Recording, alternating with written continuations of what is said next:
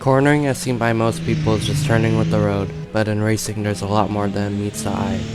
There's what I would describe a trifecta of topics that comes with it: your car setup, trail braking, and which they all initiate the praise slip angle in motorsports.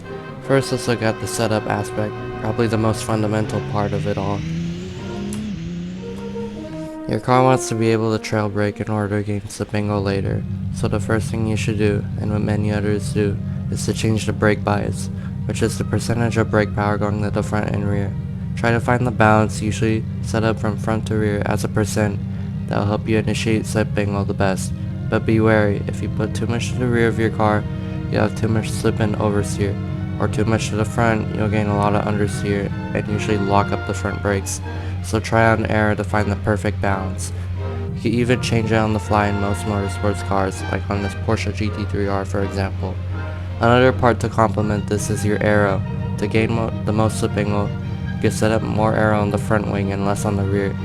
But I personally prefer to keep a more stable setup with more rear wing and less front aero. It's all just personal preference, what better suits you.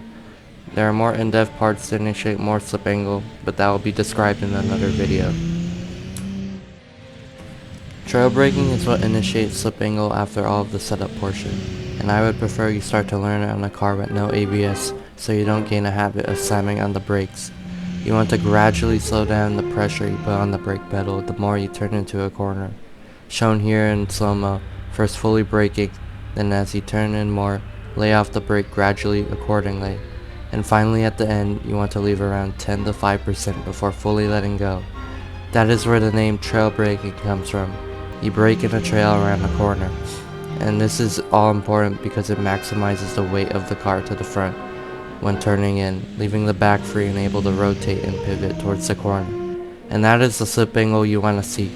It will help you greatly in lap times and to become quicker.